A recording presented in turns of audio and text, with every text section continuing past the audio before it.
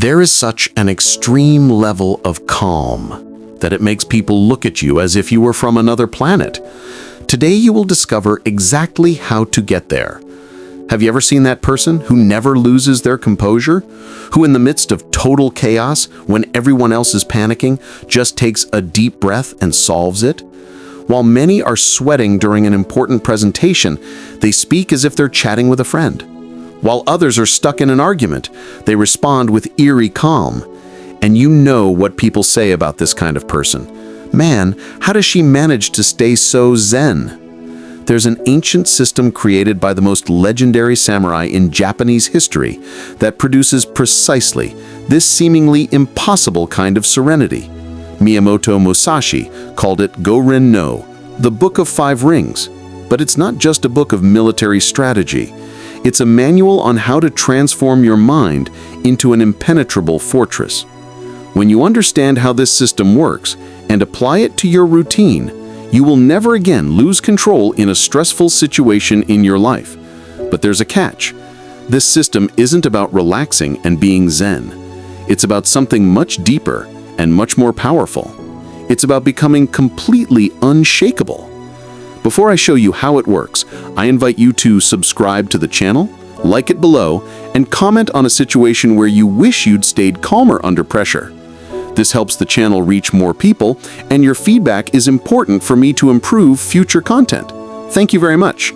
Back to the video. Chapter 1. The Mind That Doesn't Move. The story I'm about to tell you happened to an executive named John. John was a brilliant man with an MBA from 2 universities, but with a problem. Every time the pressure mounted, he crumbled. Presentation to the board, a shaky voice. Important negotiation, a blank mind.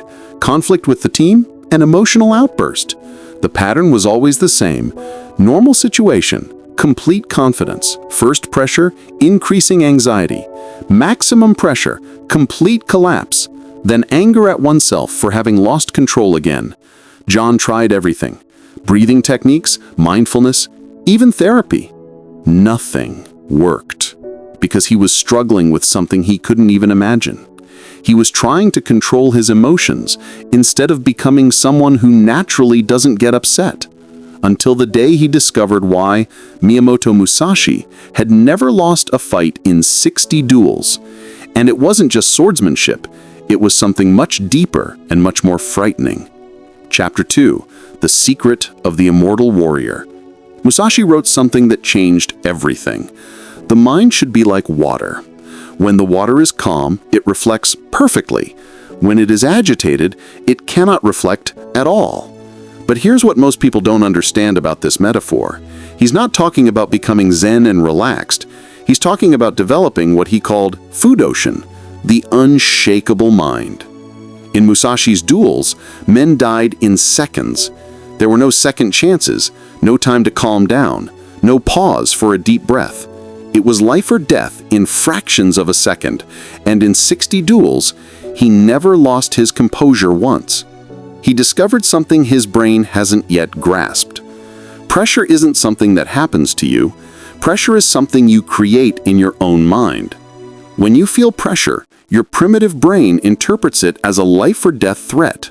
It releases cortisol and adrenaline, preparing you to fight or flee. Your heart races, your mind becomes confused, and your hands tremble. You're not reacting to the real situation. You're reacting to what your primitive mind thinks the situation is. Chapter 3. The Illusion of Pressure. John, he found out the hard way. A presentation to the company's biggest client, $2 million at stake, a room full of executives, and the minute he started talking, his mind just froze. It wasn't the presentation that was causing the pressure, it was what he thought about the presentation, the movie he had created in his head. If I fail here, I'll be fired. Everyone will know I'm a fraud. My career is over. This mental movie was more real to his brain than the actual situation. And his brain reacted as if he were being attacked by a tiger. Here is Musashi's first lesson that changes everything. The enemy isn't in front of you. The enemy is in your mind. When you understand that pressure is a mental construct, not an external reality, you can begin to deconstruct it. But Musashi went further. He didn't just want to manage pressure, he wanted to become immune to it. And to achieve this, he developed what he called Heijin, the ordinary mind. It sounds simple, but it's revolutionary. Chapter 4, Heijin, means maintaining exactly the same mental state in any situation, whether talking to a friend or fighting for your life, having coffee, or presenting to a board. The mind doesn't change. This doesn't mean being robotic or emotionless.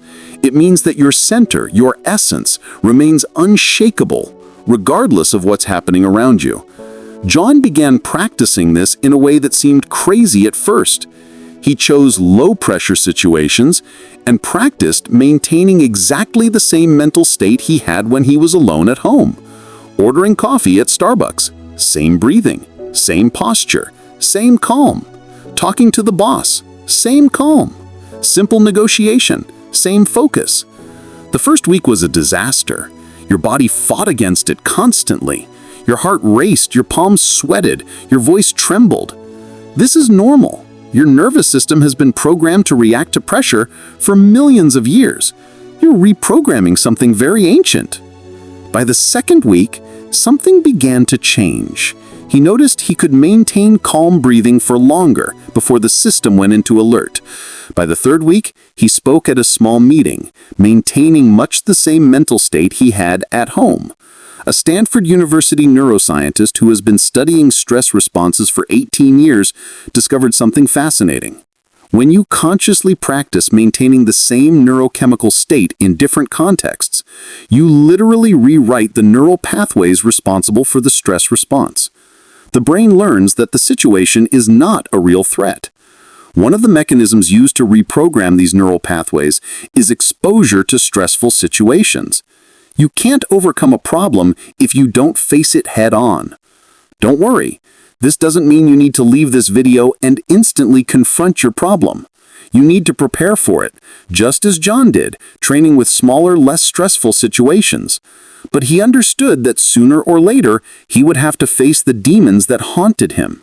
Returning to Musashi's method, Chapter 5, The Productive Void, Hosen was just the beginning. Musashi went further and developed the concept of mu, emptiness. And this is where it gets really interesting because it's not about emptying your mind of everything. It's about emptying your mind of the right things. John discovered this when he finally managed to give a presentation without shaking. But he realized he was still spending too much mental energy thinking about the presentation instead of simply presenting. Musashi wrote, "When the mind is filled with thoughts of fighting, there is no room for fighting."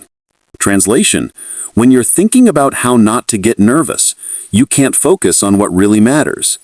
Musashi's emptiness isn't Zen meditation. It's a strategic cleansing of the mind. You remove everything that doesn't serve the present moment and leave only what is essential. John began practicing what he called mental clearing before any pressure situation. 3 simple questions. What do I need to do now? What do I need to know now? How do I need to be now? Anything that didn't answer these 3 questions was out of his mind. Worry about the outcome? Out. Fear of others' judgment? Out. Anxiety about the future? Out. All that remained was the task, the necessary knowledge, and the ideal mental state. Chapter 6, The Invisible Preparation. But here began the real problem. Even with Heijin and Mu, John still felt like he was fighting something every time the pressure came on. It was as if he was forcing himself to be calm instead of naturally being calm. It was then that he discovered Musashi's third principle. The battle is won before it begins. Musashi never entered a duel expecting to prepare immediately. All the preparation happened beforehand, long beforehand. By the time the sword was drawn, he was already mentally in a state of victory. John realized that he was trying to calm himself during pressure situations. It never works. Once the adrenaline has already spiked, once the cortisol has flooded his system, once his heart is racing, it's too late to try to control his reaction. Real preparation happens in the pressure-free moments. he began what he called ghost training. Every day for 20 minutes, he mentally simulated pressure situations and practiced maintaining the Heijin and Mu states. Big presentation next week? Every day he visualized himself walking into the room, starting to speak, taking difficult questions, all while maintaining exactly the same mental state he had while drinking coffee. The brain doesn't distinguish perfectly between real experience and vividly imagined experience. When the real situation arrived, it wasn't the first time he'd experienced it. Mentally, he'd already experienced it hundreds of times. Chapter 7, The Unshakable Center. 6th week of practice. The ultimate test arrived. Presentation to the board of directors, 15 executives, a $5 million project. If it failed, there was no